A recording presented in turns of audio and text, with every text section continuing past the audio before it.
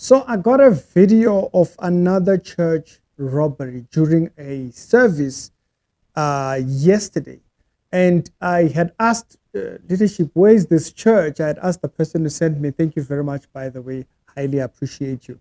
And so they sent me they had sent me the clip, but I was trying to understand where this church is, only to find out initially when I saw the set of the church, I thought the church was not actually a local church. I thought maybe it's an American church or something, but I heard the people that were robbing, some of the robbers, they were speaking, I don't know if it's Zulu or if it's Xhosa, but I'm going to play you the video just in a second, and I'll be back here with my commentary just in a second. That's what we put in life. And what we shadow, there are some key principles here on the Bobra. Now, oh yes, sir.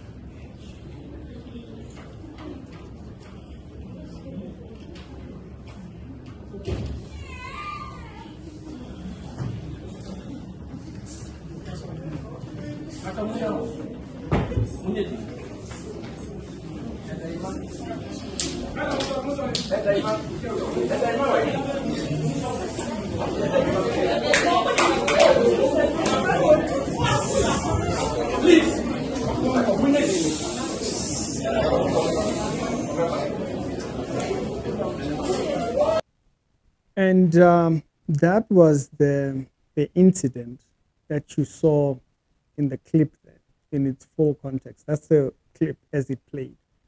And so we don't know if they only stole or if anybody got hurt at this point. Hopefully, when the news people actually finally do get a hold of it, or if any of you guys actually do know the church, they can alert us of the information or thingy. But right now, it just looks like they stole their phones, they took the iPad from the pulpit, and something from the pastor or the person who was ministering at that point, and phones and stuff like that.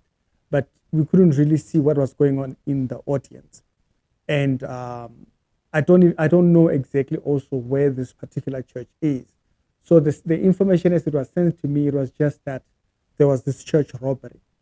I then actually found that when I heard the language, but initially when I saw the gentleman come in and I saw his all-star sneakers and I heard some people speaking in the background, even though this church, they were speaking I think it's Ghanaian, the language that they're speaking in the background.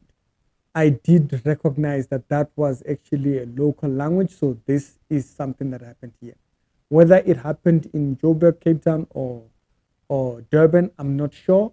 Once that information is out there, I'll come back and I'll give you guys an update. Churches gotta stay safe. We are the least resistance when it comes to in society. We are seen as the least resistance in the sense that they do expect people to be less resistant. They expect not to find people armed. And again, churches can get targeted based on certain things. God forbid that you find its members in that particular church that were maybe boys that used to come to the church and stuff like that. They know how much offering kind of like goes around the church, and they call people. God forbid that that kind of situation is actually a situation where you might end up having. But churches tend to be a target because they are expecting people that are not harmful. They are expecting people that do not have protection. You know, if there is any protection, it's on the pastor.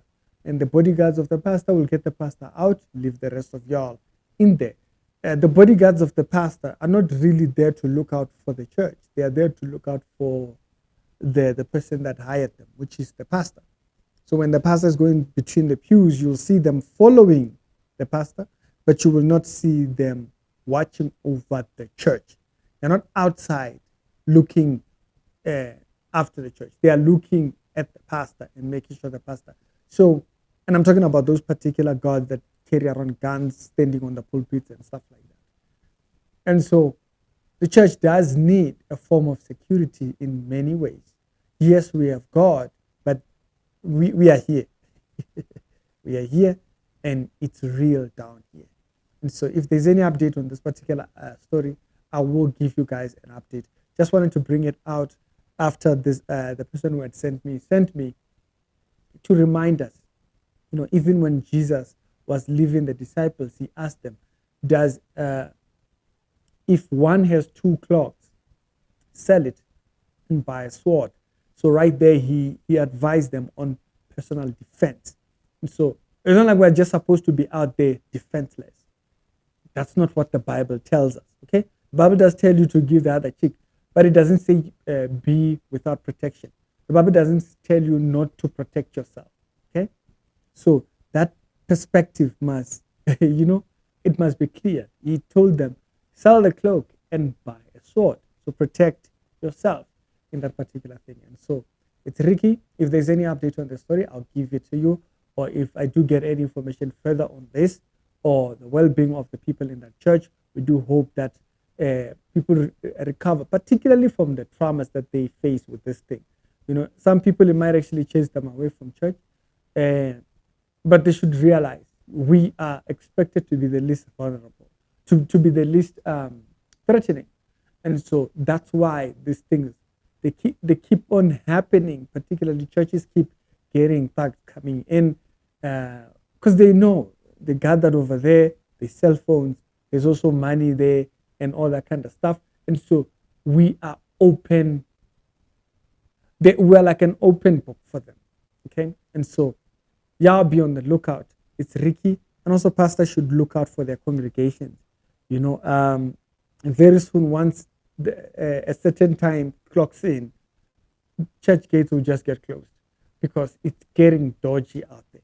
It's Ricky, and I'll see you on the later on. Y'all have a good day.